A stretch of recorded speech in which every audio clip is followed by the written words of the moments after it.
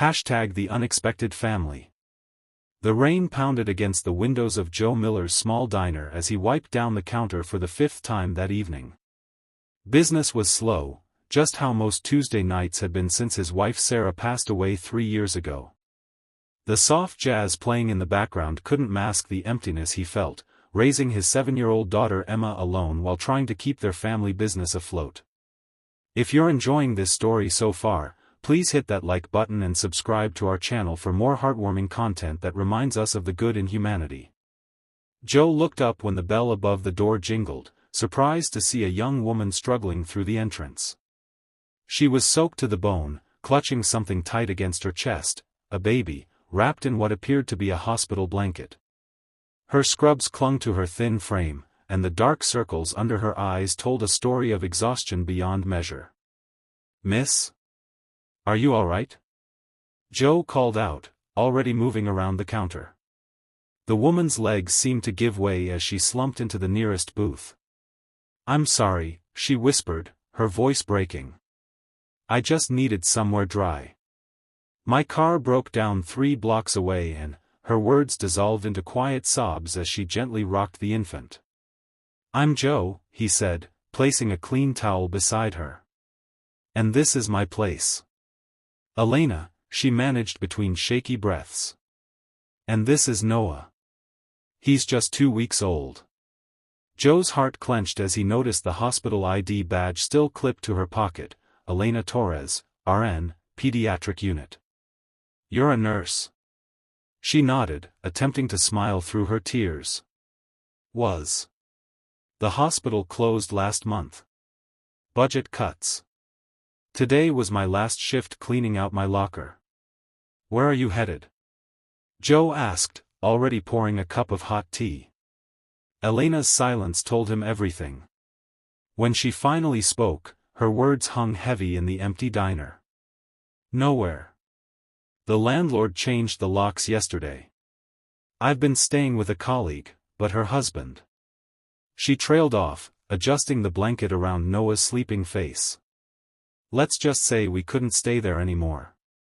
Joe recognized the look in her eyes, the same desperate determination he'd faced after Sarah died, when the hospital bills threatened to take everything they had.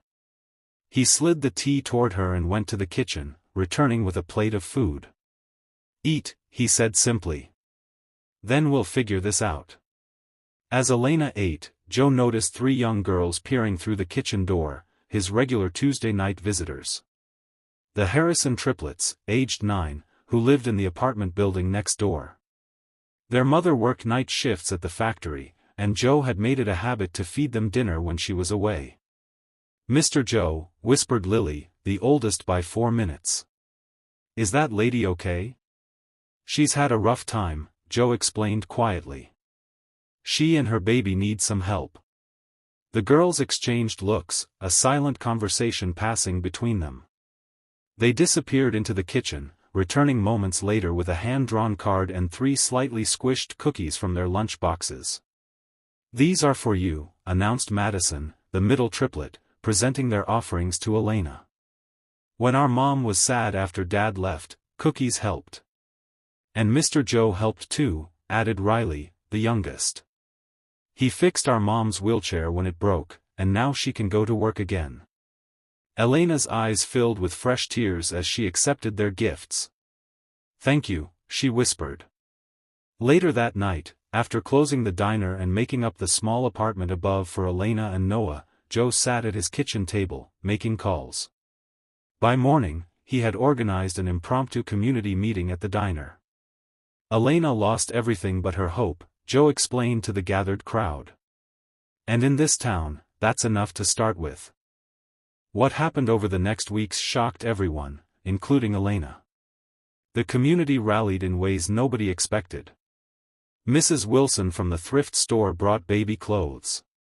The mechanics fixed Elena's car free of charge. The local clinic offered her a nursing position starting the following month. And Joe? He converted the unused storage room behind the diner into a small nursery where Elena could bring Noah while she worked the morning shift he offered her. The arrangement was meant to be temporary, just until she got back on her feet. 6 months passed. Then a year. Elena and Noah became fixtures in Joe and Emma's life. The triplets adopted Noah as their honorary little brother, teaching him to giggle and reach for toys as Elena built a new life. On a quiet Tuesday evening, much like the one when they first met, Joe found Elena sitting alone at the counter after closing.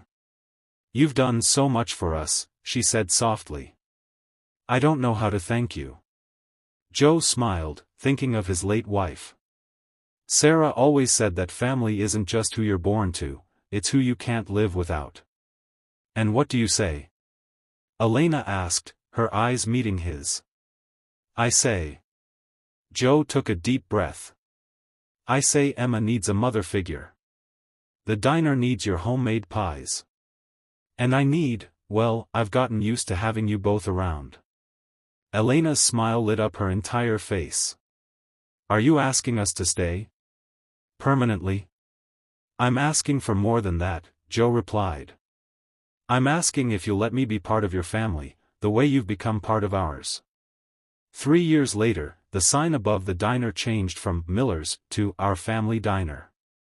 Inside, photos lined the walls: Joe and Elena's wedding day, Emma holding baby Noah, the triplets performing at the community talent show, Elena in her nurse's uniform outside the reopened community hospital wing that Joe had helped campaign for.